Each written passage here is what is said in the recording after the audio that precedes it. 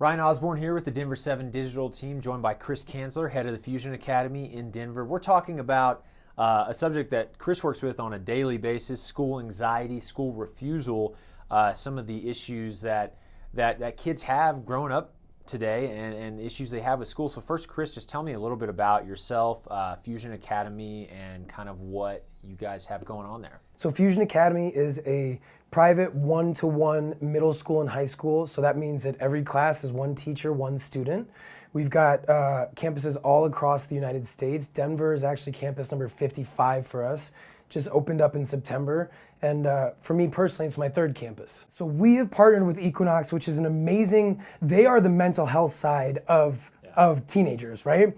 So we cover the education, and everything that we do is very social, emotional focused, but they're the mental health professionals. So we have partnered with them, and they're a very like-minded organization too, which is amazing. We've partnered with them to put on these two events, 2 Thursdays in a row. The first event is going to be at their facilities. The second event will be on our campus. And it's centered around school refusal. So what's going to happen is that they're going to come in and they're going to talk from the professional and the clinical side about how to recognize school refusal, how to deal with it, and sort of what the warning signs are. And then I'm going to talk about my experience, how we, how Fusion as a school community collaborates with professionals in the community and tackles school refusal. What are some of the issues with school anxiety that you've seen in your career, but also that Fusion Academy sees on a regular basis? It's all across the board. I mean, school anxiety is something that has definitely always existed. This idea of school refusal is kind of new. And I'm really excited that we're having a conversation about it, because it means that we're addressing these underlying issues, which really a lot of times deal with mental health. School anxiety can come from a million different reasons. It looks like students feeling really hesitant to go into a class with 30 students or with 4,000 students in their school. It looks like pressure to take tests, to do really well in school, to go to college, or whatever it might be. So it's these sort of external pressures that lead to this idea of waking up every day and saying, I don't feel comfortable going to school and I can't go to school. So then we get to school refusal. How much do you think social media plays into anxiety? I mean, we didn't have, I graduated high school 10 years ago, and Facebook was barely a thing. And Right. if it was a thing, it was nothing that we stressed about. Now you have not just Facebook, but every other kind of social media. How much of that has kind of changed the dynamics? It's changed everything. And frankly, it's something that we're still trying to understand. I mean, there's science and there's research that's being done about it.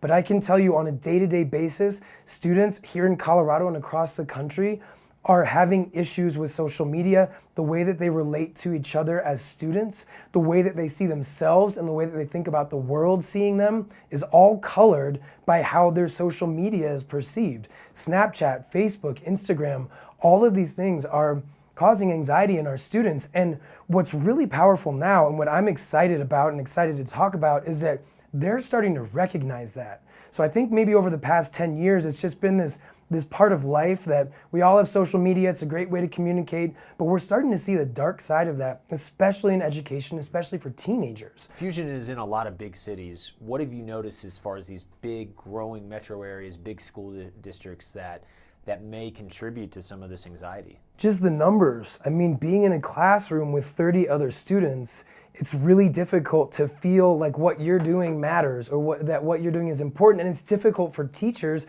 to be able to reach out to every single student in that space. School refusal is an attempt to fill a need, right? So I need to feel comfortable at school, and I don't want to go to school. I need to feel successful today, and I know that I'm not going to be able to find that success, so I don't want to go to school.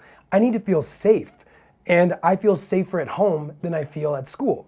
So if we can start to ask these questions and pinpoint what need is this student trying to fill by refusing to go to school, that's the number one question to ask. So if parents can start to feel a little more comfortable with asking those questions, I think that's how we start the conversation. And then bring in professionals, and that's where we, again, start to overlap the care.